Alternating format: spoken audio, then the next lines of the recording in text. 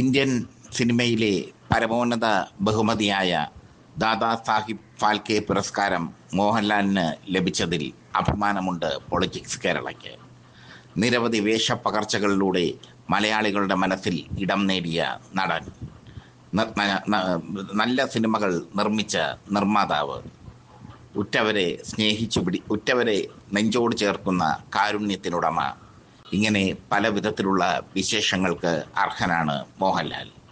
മോഹൻലാലിന് ദാദാ സാഹിബ് ഫാൽക്കെ പുരസ്കാരം ലഭിച്ചത് കേരളത്തിന് അഭിമാനമാണ്.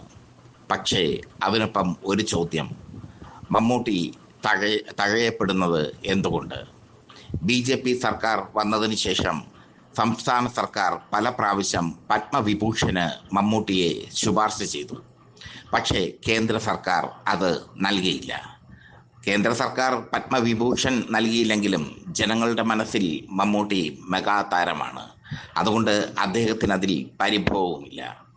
സംസ്ഥാന സർക്കാർ പല പ്രാവശ്യം ശുപാർശ ചെയ്തിട്ടും കേന്ദ്ര സർക്കാർ പത്മവിഭൂഷൺ നൽകാത്തത് ഗുജറാത്ത് കലാപത്തിന് ശേഷം ചെന്നൈയിൽ നടന്ന DYFI അഖിലേന്ത്യാ സമ്മേളനത്തിൽ മമ്മൂട്ടി നടത്തിയ പ്രസ്താവനയാണ്.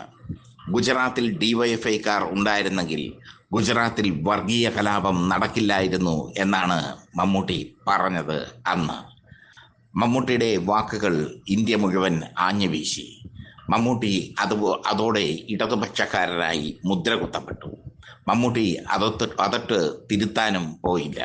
തൻ്റെ മനസ്സ് ഇടതുപക്ഷത്തോടൊപ്പമാണെന്ന് അദ്ദേഹം കാലാകാലങ്ങളിൽ തെളിയിച്ചുകൊണ്ടിരിക്കുന്നു. CPM നേതൃത്വം നൽകുന്ന കൈരളി ചാനലിൻ്റെ ചെയർമാനാണ് അദ്ദേഹം. ഒരു തീരുമാനമെടുത്താൽ അതിൽ ഉറച്ചു നിൽക്കാനുള്ള ആർജവം മമ്മൂട്ടിക്കുണ്ട്. മോഹൻലാലിന് അതില്ല. കൈരളി ചാനലിൻ്റെ ഡയറക്ടറായി മോഹൻലാലിനെ തിരഞ്ഞെടുത്തിരുന്നു ചാനൽ തുടങ്ങുമ്പോൾ. എന്നാൽ BJPയും കോൺഗ്രസും വിരട്ടിയപ്പോൾ മോഹൻലാൽ ഡയറക്ടർ സ്ഥാനം ഇട്ടൊഴിഞ്ഞ് പോയി. മമ്മൂട്ടിയാകട്ടെ അതിൻ്റെ ചെയർമാനായി ശക്തിയുക്തം നിലയുറപ്പിക്കുകയും ചെയ്തു. BJPയുടെയും കോൺഗ്രസിൻ്റെയും സമ്മർദ്ദ തന്ത്രങ്ങൾ മമ്മൂട്ടിക്ക് മുമ്പിൽ വിലപ്പോയില്ല. മാത്രമല്ല, കൈരളി ചാനലിനെ വളർത്തിയെടുക്കാൻ അദ്ദേഹം അഹോരാത്രം പണിയെടുക്കുകയും ചെയ്തു. മമ്മൂട്ടിയുടെ വലിയേട്ടൻ കണക്കുള്ള സിനിമകൾ കൈരളി ചാനലിൽ വന്നത് അദ്ദേഹത്തിൻ്റെ മഹാമനസ്കത കൊണ്ടാണ്. എന്തായാലും പല പ്രാവശ്യമായി മമ്മൂട്ടി തഴയപ്പെടുന്നു കേന്ദ്ര സർക്കാരിൻ്റെ അവാർഡുകളിൽ നിന്ന്. പത്മവിഭൂഷണും ദാദാ സാഹിബ് ഫാൽക്കെ പുരസ്കാരവും മമ്മൂട്ടിക്കും അർഹതപ്പെട്ടതാണ്. പക്ഷേ അത് മമ്മൂട്ടിക്ക് കൊടുക്കില്ല. അതിന് കാരണം മമ്മൂട്ടിയുടെ ഇടതുപക്ഷ ആഭിമുഖ്യം തന്നെ. പത്മവിഭൂഷന് വേണ്ടി 5 പ്രാവശ്യമാണ് സർക്കാർ മമ്മൂട്ടിയെ ശുപാർശ ചെയ്തത്. 5 പ്രാവശ്യവും മമ്മൂട്ടി തഴയപ്പെട്ടു. അതാണ് BJP സർക്കാർ മമ്മൂട്ടിയോട് കാണിക്കുന്ന ചിറ്റമ്മ നയം. മോഹൻലാലാകട്ടെ BJPയോട് ചേർന്ന് നിന്ന് അടുത്ത കാലങ്ങളിൽ പ്രവർത്തിക്കുന്നു. സേവാഭാരതിയുടെ നിരവധി പരിപാടികളിൽ അദ്ദേഹം പങ്കെടുക്കുന്നുണ്ട്.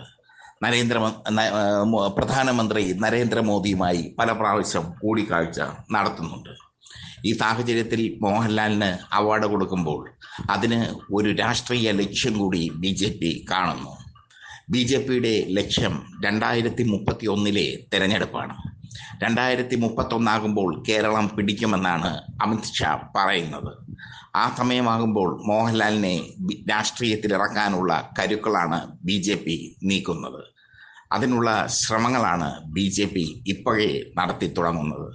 അതാണ് മോഹൻലാലിന് ഇന്ത്യയിലെ പരമോന്നത പുരസ്കാരമായ ദാദാ സാഹിബ് ഫാൽക്കെ പുരസ്കാരം ലഭിക്കാനുള്ള കാരണവും. മോഹൻലാൽ അതിന് അർഹനല്ല എന്നല്ല, അദ്ദേഹത്തിന് അർഹതയുണ്ട്, 100% അർഹതയുണ്ട്. പക്ഷേ മോഹൻലാലിന് ലഭിക്കുമ്പോൾ മമ്മൂട്ടിയും കമൽഹാസനും തഴയപ്പെടുന്നു എന്നത് ശ്രദ്ധേയമാണ്. മമ്മൂട്ടിയും കമൽഹാസനും ദാദാ സാഹിബ് ഫാൽക്കെ പുരസ്കാരം ലഭിക്കാൻ അർഹതയുള്ള വ്യക്തിത്വങ്ങളാണ്. മമ്മൂട്ടിക്ക് എന്തുകൊണ്ട് പത്മവിഭൂഷൺ ലഭിച്ചില്ല എന്ന ചോദ്യം ഇവിടെ പ്രസക്തമാകുന്നു. അതിന് കാരണം അദ്ദേഹത്തിൻ്റെ രാഷ്ട്രീയമാണ്. അദ്ദേഹം പ്രതിനിധാനം ചെയ്യുന്ന പ്രസ്ഥാനമാണ്.